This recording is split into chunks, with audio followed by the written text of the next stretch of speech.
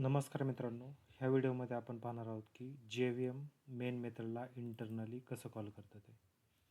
First आपण काय केलेलं आहे, एक क्लास क्रिएट केलेला आहे. त्यामध्ये जस्ट एक मेन मेथड ॲड केलेली आणि welcome to Java just message print केलेला आहे.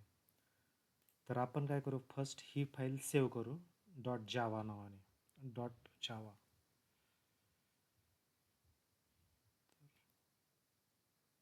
तर फर्स्ट आपण हे सेव्ह करू फाईल जावा फोल्डरमध्ये. तर इथं कोणत्या नावाने सेव्ह करणार आपण, क्लास नेम नावाने. क्लास नेम काय आहे इथं, टेस्ट आहे. म्हणजे फाईल सेव्ह करताना कशी सेव्ह करणार आपण, टेस्ट डॉट जावा. करेक्ट. तर ह्या नावाने आपण फाईल सेव्ह करायची. कशामध्ये, डी फोल्डरमध्ये, डी ड्राईव्हमध्ये, जावा फोल्डरमध्ये. करेक्ट. टेस्ट डॉट जावा नंतर सेव्ह करू. तर ही फाईल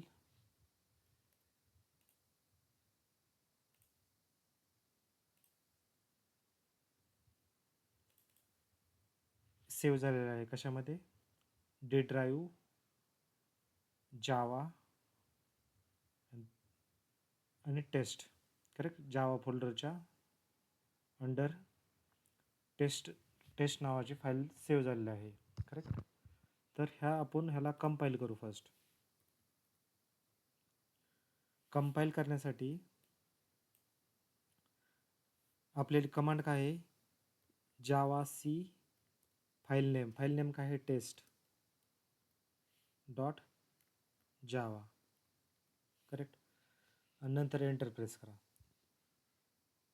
एंटर प्रेस केल्यानंतर ही कंपाईल झाला प्रोग्राम. कंपाईल झाल्यानंतर इकडे लक्ष द्या. कंपाईल झाल्यानंतर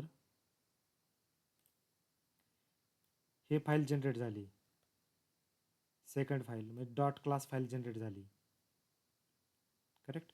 म्हणजे ज्यावेळेस आपण कंपाईल केला प्रोग्राम, त्यानंतर टेस्ट डॉट क्लास नावाची फाईल जनरेट झाली. करेक्ट. तर म्हणजे हा आपला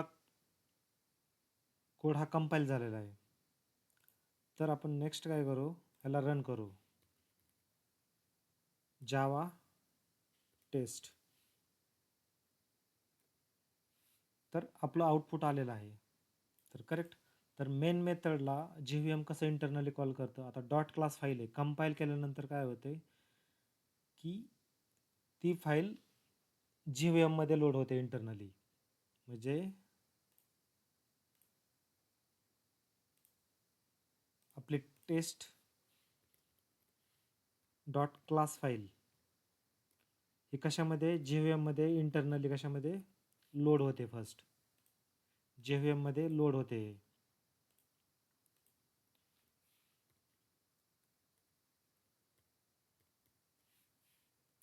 JVM मध्ये लोड होते. करेक्ट. JVM मध्ये लोड होते. लोड झाल्यानंतर तो इंटरनली काय करतो, मेन मेथडला कसा कॉल करणार तो, फर्स्ट तो काय करणार, फर्स्ट आयडेंटिफाय करणार, ही फाईल रीड करणार डॉट क्लास फाईल. सपोज त्या फाईलमध्ये मेन मेथड आहे का नाही तो फर्स्ट आयडेंटिफाय करणार डॉट क्लास फाईलमध्ये. म्हणजे कोणत्या फाईलमध्ये, ह्या फाईलमध्ये.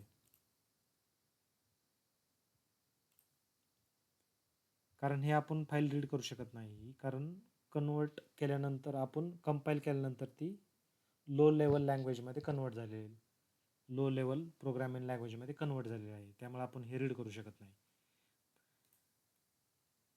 करेक्ट. JVM काय करणार, ह्या फाईलमध्ये आयडेंटिफाय करणार की मेन मेथड आहे का नाही. सपोज मेन मेथड असेल, तो इंटरनली कसा कॉल करणार, तो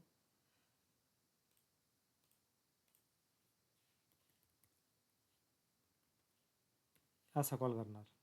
तो काय करणार, इंटरनली डायरेक्ट मेथड नेमनी तो कॉल करणार. करेक्ट.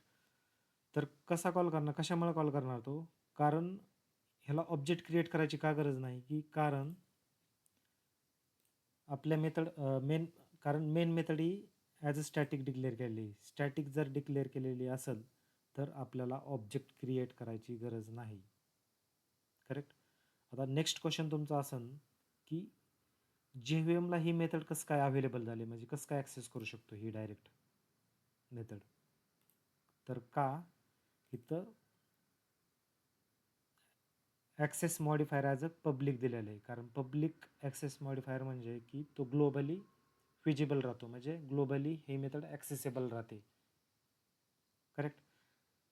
आणि नेक्स्ट काय आहे की वाईड म्हणजे ही मेथड काहीच रिटर्न करत नाही, त्याच्यामुळे मेन मेथड वाईड असते. आणि मेन हे मेथड नेम आहे. तर कशी आपण कॉल करतो मेन मेथडला, ॲज अ मेथड नेमनी. तर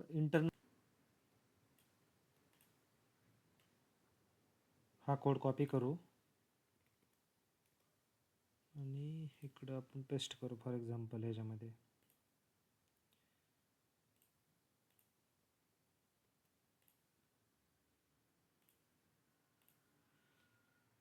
तर इंटरनली कसं होतं की ज्यावेळेस कंपाईल केल्यानंतर काय होणार, कंपाईल केल्यानंतर डॉट क्लास फाईल जनरेट होते. डॉट क्लास फाईल जनरेट झाल्यानंतर ती JVM मध्ये लोड होते.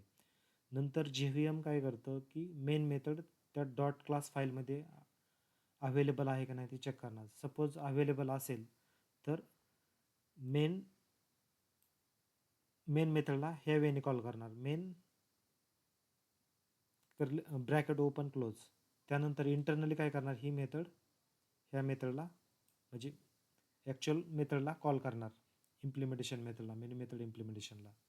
तर ह्या वेनी JVM मेन मेथडला कॉल करतं. जर तुम्हाला हा व्हिडिओ आवडला असेल तर लाईक करा आणि प्लीज माझ्या चॅनलला सबस्क्राईब करा. थँक्यू.